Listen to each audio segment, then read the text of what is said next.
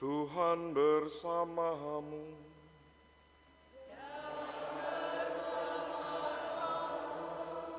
Inilah Injil suci menurut Matius.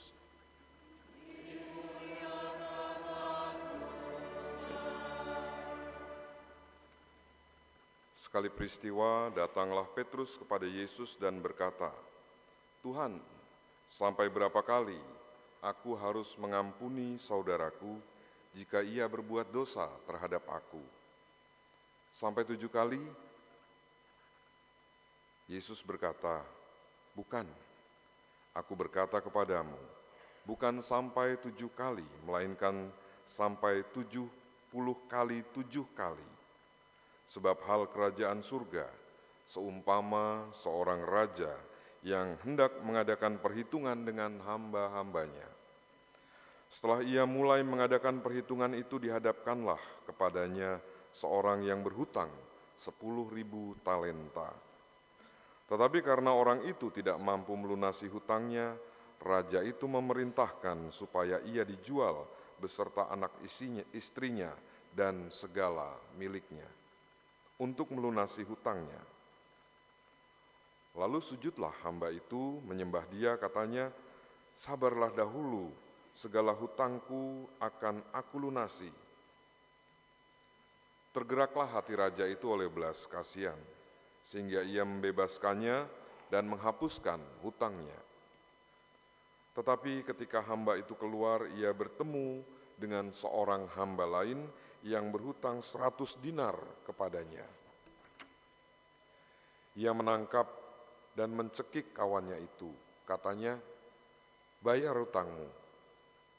Lalu sujudlah kawannya itu dan memohon kepadanya, 'Sabarlah dahulu, hutangku itu akan aku lunasi.' Tetapi ia menolak dan menyerahkan kawannya itu ke dalam penjara sampai dia melunasi hutangnya. Melihat itu, kawan-kawannya yang lain sangat sedih, lalu menyampaikan segala yang terjadi kepada tuan mereka. Lalu raja itu menyuruh memanggil hamba pertama tadi dan berkata, 'Hai hamba yang jahat, seluruh hutangmu sudah kuhapuskan karena engkau memohon kepadaku. Bukankah engkau pun harus mengasihi kawanmu seperti aku telah mengasihi engkau?' Maka marahlah tuannya itu dan menyerahkan dia kepada algojo-algojo sampai dia melunasi seluruh hutangnya. Demikian juga Bapakku di surga akan berbuat terhadap kamu apabila kamu masing-masing tidak mengampuni saudaramu dengan segenap hatimu." Demikianlah sabda Tuhan.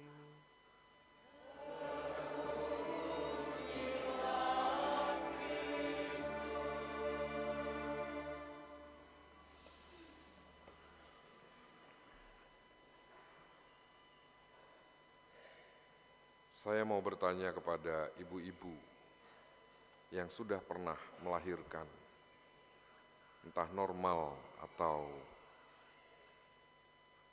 tidak normal. Tidak normal itu maksudnya sesar begitu ya. Karena saya nggak pernah melihat orang melahirkan, walaupun dulu di ibu saya seorang bidan dan di sebelah rumah ada klinik. Ya. Dan setiap ada kelahiran, zaman dulu tahun sekitar 85 sampai 98 begitu ya. Ibu saya keluar membawa baskom berisi air dengan ada darahnya. Yang saya tanyakan adalah, itu darah siapa? Yang jelas bukan darah bidannya. Tapi darah siapa, ibu-ibu? Ibu yang baju krem di depan ini, yang paling depan, iya, oh ya. Itu kan baru berapa usianya? 2 tahun, 2 tahun yang lalu berdarah juga ya. Itu darah siapa? Darah Anda. Kok yang nangis anaknya? Yang terluka siapa dalam proses melahirkan itu? Hah? Ibunya. Anaknya enggak. Anaknya terluka enggak? Enggak. Bener enggak?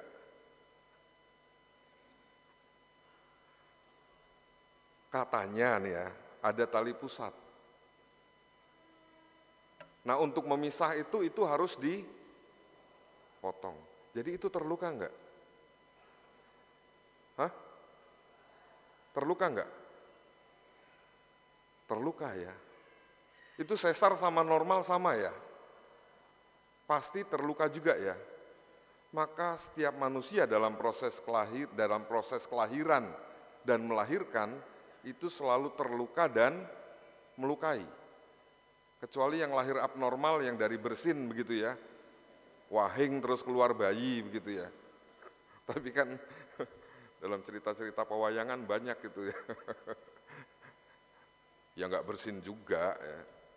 Tapi kelahiran-kelahiran yang abnormal. Tapi kan itu mitos ya. Dalam dunia nyata, setiap kelahiran terjadi peristiwa terluka dan melukai. Baik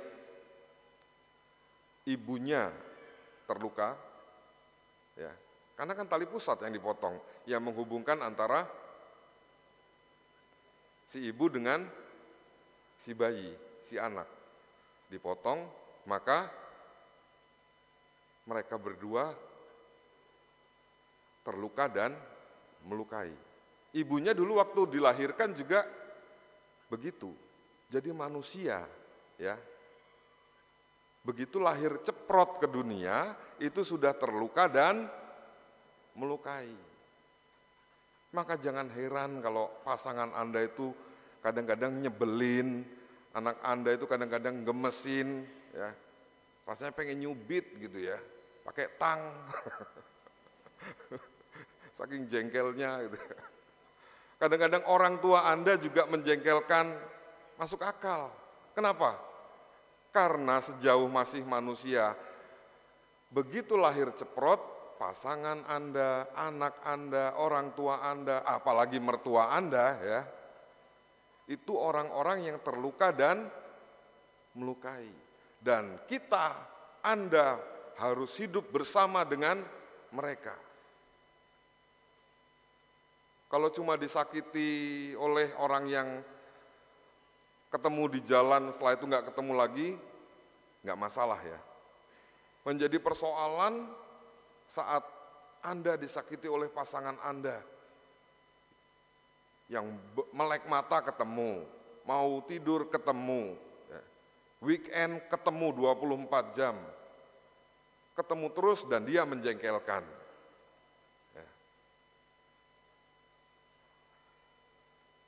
Terus membangun keluarga Kristiani yang sakinah, mawardah, dan warohmah itu gimana? Lawang pasangan saya, pasangan Anda, itu orang yang terluka dan melukai, sementara kita juga adalah orang-orang yang mudah terluka dan mudah melukai, sadar atau tidak. Sementara kita orang Katolik diajak untuk membangun keluarga Kristiani yang sejati, yang setia, yang gimana? Mungkinkah? Karena di hadapan Anda, di hadapan kita, saya sebagai seorang imam harus hidup bersama, membangun satu komunitas bersama para romo lain yang juga terluka dan melukai. Saya juga demikian, Anda juga. Dan kita harus membangun komunitas Kristiani yang memaafkan, sampai 77 kali. Mari kita skip dulu, kita lihat.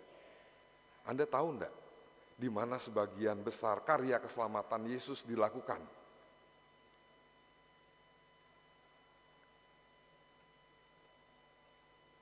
Pilih nih ya, A. Sinagoga, B. Di pinggir jalan, C. Di rumah-rumah, mana?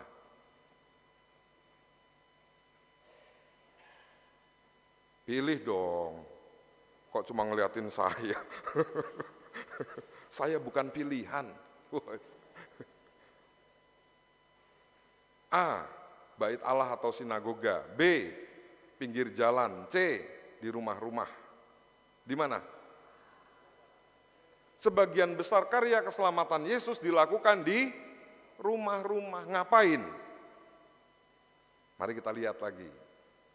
Di rumah ibu mertua Petrus, ngapain? Ngapain Yesus di situ? Hah? Nagih hutang. Apa? Menyembuhkan. Lagi mengajar, tiba-tiba ada orang lumpuh, saking penuhnya.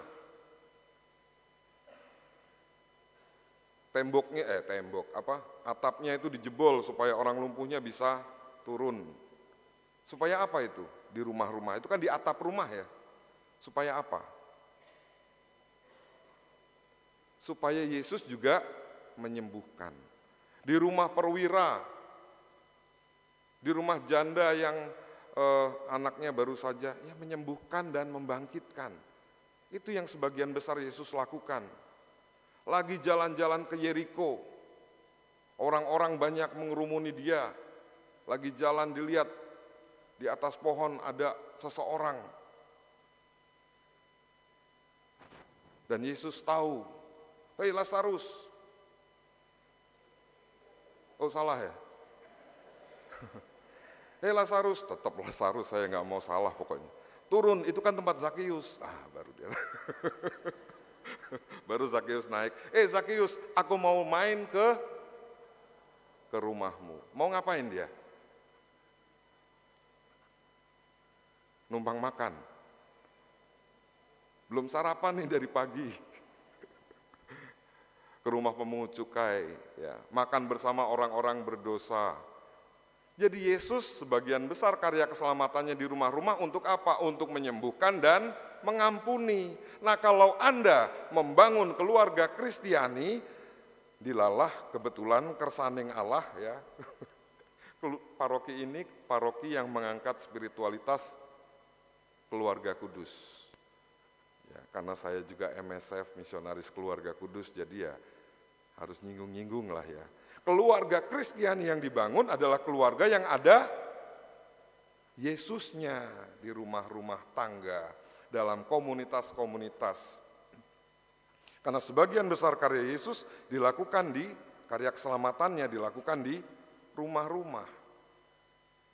Kalau Anda membangun keluarga Kristiani, maka keluarga yang Anda bangun adalah keluarga yang ada Yesusnya.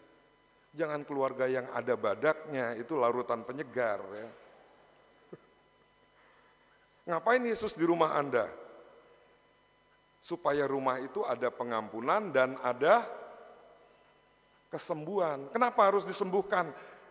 Orang di depan Anda, di samping Anda, anak-anak Anda, mertua Anda, orang tua Anda itu orang-orang yang terluka dan melukai termasuk diri kita masing-masing. Maka perlu Yesus untuk menyembuhkan dan kita juga perlu untuk disembuhkan, untuk mengampuni, sama seperti di rumah Zakeus, sama seperti di rumah pemungut cukai yang lain, sama seperti di rumah orang pendosa yang diprotes oleh orang-orang Farisi, dia makan bersama orang pendosa. Untuk apa makan bersama dengan orang pendosa? Untuk dapat gratisan? Tentu saja tidak, tapi untuk mengampuni. Kalau Anda membangun keluarga Kristiani, itu adalah keluarga yang ada Kristusnya. Ngapain Kristus di rumah-rumah? Mengampuni dan menyembuhkan. Maka dalam Injil tadi juga Petrus bertanya, Guru, berapa kali aku harus mengampuni sesama yang bersalah padaku? Kalau orang-orang biasa pada saat itu 3 kali. Kalau sudah ketiga, sudah, itu kayak SP itu ya, kayak surat peringatan itu ya. Atau kayak lagu-lagu bapak-bapak karaoke, bapak-bapak kondangan itu ya. Tahu nggak? 1 kali kau sakiti hati ini, masih ku maafkan. Ya kan? Tahu nggak lagunya? Tahu. Ada yang tahu, ya bapak-bapak tahu ini pasti. 2 kali kau sakiti hati ini, Masih ku maafkan. Nanti lihat ya di YouTube ya, judulnya apa sih? Judulnya satu kali apa-apa ya? Tapi jangan sampai 3 kali gitu ya. Jadi kalau bapak-bapak karaoke lagu itu skip, tidak Kristiani. Karena Yesus tidak hanya mengajarkan kita mengampuni hanya 3 kali. Tapi Petrus nanyanya udah di atas standar mereka, apakah harus 7 kali? Karena mereka ini cuma 3 kali. Dan Yesus menjawab apa? Bukan 7 kali, tapi 70 kali 7 kali. Kenapa ngerepotin orang suruh ngitung ya? Mungkin Petrus, teman-temannya langsung buka HP cari kalkulator 70 kali 7 kali sama dengan 409. Tapi kan enggak ya. Kenapa Yesus enggak ngomong 409? Pakai ngerjain murid-murid. Emang Yesus guru matematika? Enggak juga ya kan.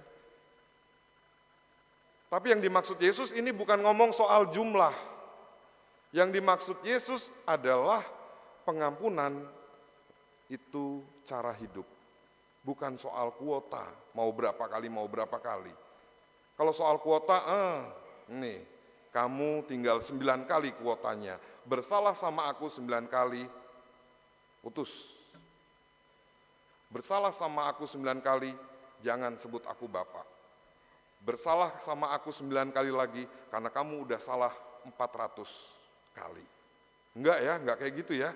Enggak, karena Yesus bicara tentang pengampunan, menjawab pertanyaan Petrus tadi, itu bukan soal jumlah.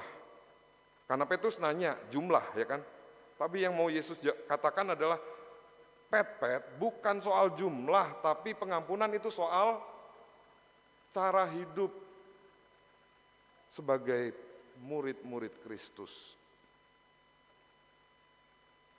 Karena secara naluriah kita itu mencari keadilan gitu ya. Pokoknya saya dapat ini harusnya saya keluar ini dapatnya ini. Saya kehilangan ini dapatnya ini. Mata ganti mata, gigi ganti gigi. Pernah ada orang datang ke kondangan saudaranya ketemu budenya, mentang-mentang jomblo budenya juga nanya, kamu kapan nyusul tuh? Padahal baru putus sama pacarnya. Kan sakit hati ya ponakannya ya. Lain kesempatan, pas ada layatan ketemu budenya dibales ya kan. Bude kapan nyusul? Ya kalau mau balas-balesan nggak selesai-selesai ya. Kayak gitu. Orang sakit hati bisa karena apa aja. Tapi orang Katolik dalam bacaan pertama tadi, orang beriman adalah orang-orang yang kuat. Orang-orang yang tidak mudah sakit hati. Orang-orang yang tidak mudah baperan. Orang-orang yang bisa memaafkan. Karena setan dalam bacaan pertama tadi ya, itu menggunakan dendam, menggunakan amarah, menggunakan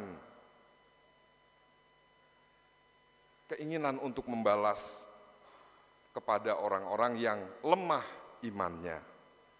Ya. Maka jangan mudah sakit hati, jangan mudah baperan. Kalau ada orang mencoba untuk menyakiti hati kita, reaksi kita ya sebagai orang beriman yang kuat, yang punya gaya hidup memaafkan, yang punya jalan hidup memaafkan. Sehingga kalau ada orang nanya, seandainya kita jomblo, ya di tempat nikah, kapan nikah, gak usah sakit hati. Anggap aja itu sebagai candaan, bercanda, ya kan? Tahu ya itu ya. Gak usah sakit hati, maka semoga lewat sabda Tuhan hari ini kita sungguh dapat hidup menjadi orang Kristiani yang kuat, yang teguh, tidak baperan, punya gaya hidup memaafkan, punya cara hidup memaafkan, karena hanya orang-orang yang dendam dan marah itu orang-orang yang lemah. Tapi orang yang memaafkan adalah orang yang paham tentang kehidupan ini, orang yang tahu cara mengikuti Kristus dengan lebih baik. Roh Kudus membantu kita dan semoga kita tampil berkembang menjadi orang-orang Kristiani di tengah dunia yang kuat dan tidak menaruh dendam kepada siapapun, sehingga bisa menjalani hidup kita dengan lebih indah. Kemuliaan kepada Bapa dan Putra dan Roh Kudus. Mari kita bangkit berdiri, kita memperbaharui iman dan kepercayaan kita dengan menyatakan syahadat. Aku percaya akan Allah, Bapa yang Maha Kuasa, Pencipta langit dan bumi, dan akan Yesus Kristus, Putranya yang tunggal Tuhan kita, yang dikandung dari Roh Kudus, dilahirkan oleh perawan Maria, yang menderita sengsara dalam pemerintahan Pontius Pilatus, disalibkan, wafat, dan dimakamkan, yang turun ke tempat penantian, pada hari ketiga bangkit dari antara orang mati, yang naik ke surga, duduk di sebelah kanan Allah Bapa yang Maha Kuasa. Dari situ ia akan datang mengadili orang yang hidup dan yang mati. Aku percaya akan Roh Kudus, Gereja Katolik yang kudus, persekutuan para kudus, pengampunan dosa, kebangkitan badan, kehidupan kekal. Amin.